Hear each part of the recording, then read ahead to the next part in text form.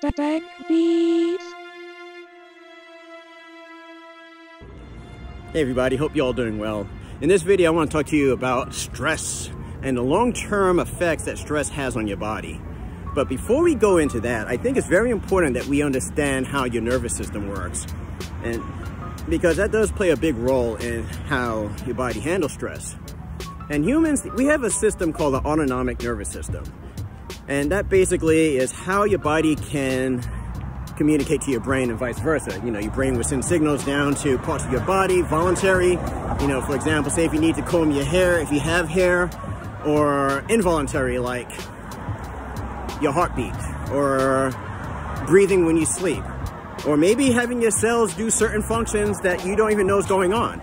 That's involuntary, but it all comes from your brain through the autonomic nervous system. And in this autonomic nervous system, there are two branches. There are actually three, but the two main branches are the sympathetic and the parasympathetic branch. And each one of them has their own unique function.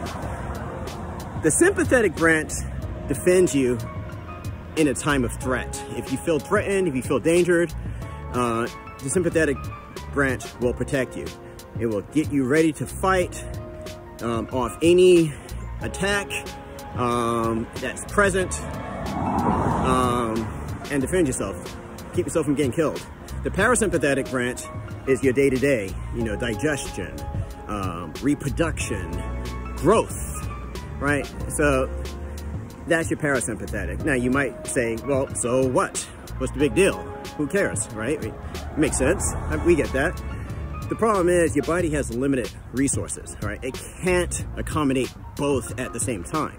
So if you are walking down the street and let's say, for example, you see a pit bull with rabies coming after you, okay? Your body is not going to get you ready to eat a peanut butter and jelly sandwich before the dog comes and bites off your leg. Or can't imagine your body will get you ready for reproduction, okay, when that dog's charging you, right? The body's gonna shut those areas down. Digestion, growth, reproduction, all that gets shut down. And instead, it pumps the blood to parts of your body that's gonna be needed. Maybe your muscles, your leg muscles so you can run. Maybe your pupils become dilated. Maybe you might start thinking clearer, okay? Other things that would happen would be you have more energy. The body will actually put more sugar in the blood. So you have that energy to fight. It might make your blood clot a little bit easier. So if you do get bit, you know, you won't bleed to death. It will clot a lot faster. It will increase your blood pressure because so it needs to quickly pump the blood to the areas that's needed. So all that's taken into effect when you're under a lot of stress. When that dog's coming after you, yeah, your body's gonna be ready. Now this is where the problem comes in. Your body only has one stress response. So whether it's a pit bull, a boss that drives you crazy, or paying your bills every month, all that is stress related, and your body says, hey, it's stress, let's get ready to fight. So when you get your monthly cable bill, right, just know that blood pressure is going to go up a little bit. You know, you might have a little bit more cholesterol in your body, so it could clot. Okay, and that sugar, oh yeah, your body's gonna put that sugar in your blood. Of course, yeah, your pupils become dilated, but is it really necessary for a cable bill, right? So that's where the problem comes in. So this is where chronic stress becomes a problem. Because if you're stressed out every day over some bullshit, okay, and I can say that, because that's really all it is, you know, in the grand scheme of things, you know, you're really doing long-term damage to your body. For starters, your body is not digesting food properly because that's being impaired because the resources are being sent to your biceps so you can fight, right? Yeah, do you really need to have extra sugar in your blood?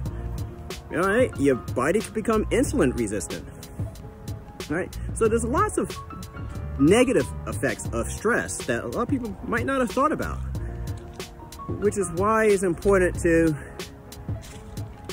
try not to be stressed, all right?